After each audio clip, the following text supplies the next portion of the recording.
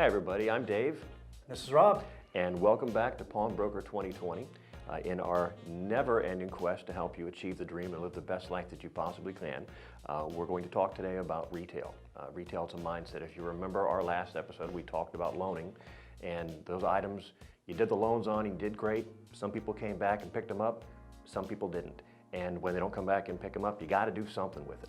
So the best course of action is to get rid of it as quickly as you can and turn that back into cash so you can loan out more money, because in essence, that's really what we're here for. So let's talk about retail and how important the counter is in your retail transaction. When you're at that counter, that's where everything starts. That's where everything moves.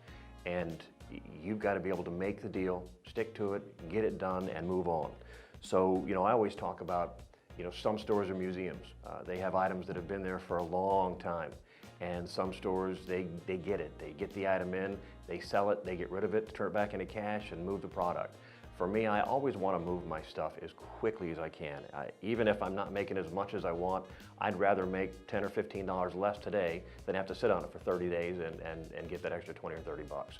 So, I want to use that revenue to create more loans and get more PSE in. So another thing we talk about is pricing right. And a great example I like to use is the Nintendo Switch. They were tough to get. So what did most pawn shops do? Well, they priced it at $250, $259. Well, it's $299 retail, and a customer will never, ever, ever forget an overpriced item at a pawn shop.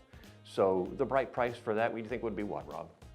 $199? Yeah, $199 I think is about the right price. Again, that's based on a $299 retail sale. So, it is, the market can get what you can get, but at the same time, you got to remember, if you overprice it, your customers will never forgive you for it. So that's kind of weight. Also, for me, I look at gold and diamonds, and I want to adjust the price. Gold has gone up, gosh, $100 in the last, 30 days. Yeah. So gold is on a climb. You got to make sure your gold is priced appropriately, and make sure that you can get the golds, and of course, diamonds the same way. Make sure they're priced right. So, what about you, Rob? What kind of things do you look at? Well, we talked about lending. We talked about getting pawn service charges to drive your business. There's two ways to drive your business again. Either through pawn service charges or through gross profit off your retail. Those of us, there's been places that I've worked in the past where loan balance hasn't been as big as I'd like it. Whether it's a retail situation, whether it's a population situation. But you've got to find a way to make money and get to that bottom line. So if retail is that, then go at it wholeheartedly.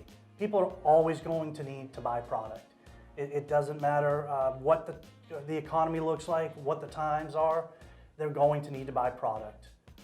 My thing was, I didn't like to see products sit over 3 months. Now, there's certain items, you get your high-end pieces, your unique pieces, it's okay. Try to get your full retail out of it. But if something's sitting more than 3 months, it just means that you get stagnant cash flow. And that's not what's going to help drive your business. Dave spoke about the museum. Don't let an item get dusty. Be creative, move it, sell it. Doesn't matter how, there's so many channels to sell nowadays.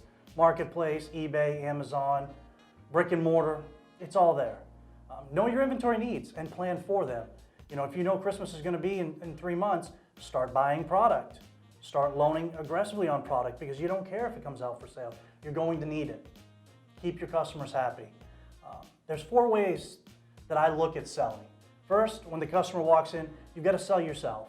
They've got to feel comfortable, and you've got to build that reputation with them in order for them to trust you for now and the future.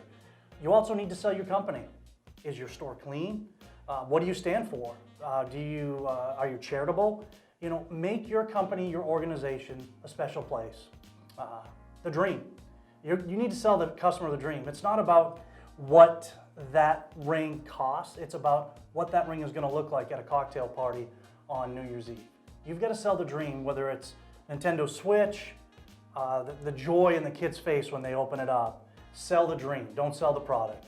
The last thing you do is sell the product for what it is. That is the absolute last thing you do.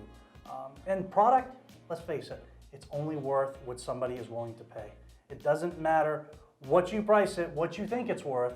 If it sits there for a few months, it's wrong. It's only worth what somebody wants to pay.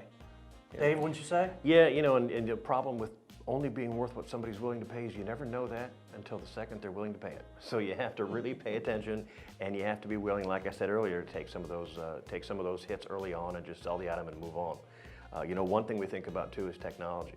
Technology changes so fast. If you remember, the Apple iPad was the flagship of Apple's line. It took them 18 months before they stopped supporting it, and that was the very first one. It's going even quicker now. Apple's doing 2 and 3 releases a year.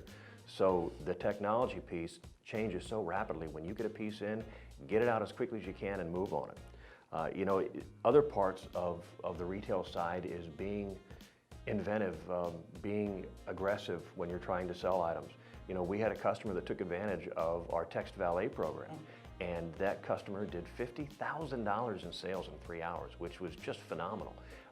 But it's thinking outside the box. And even he was amazed at how well he did. But just a great job all the way around there. So, what other ideas have you come up with? The text valet is very powerful. I mentioned marketplace, Facebook Marketplace. You can't just sit on your product. You've got to move it. You're aggressive, I'm sure, in calling your loans. You need to be aggressive in calling your sales customers. You've got to build up that trust. We have all been and bought vehicles before, and you see the 60-year-old guy that's sitting there that has been there for 20 years. He's making a ton of money. He's probably got 2 or 3 people working for him. He's built up his referral business over the years. It wasn't easy up front, but I'm sure he started with a handwritten book.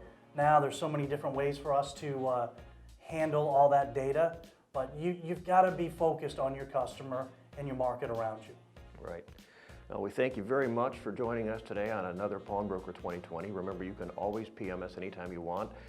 Don't forget to like us on Facebook, Instagram, LinkedIn, Twitter. Don't forget to subscribe to our YouTube channel. You can text broker to 29288 and stay in touch and be aware of everything that's going on with us.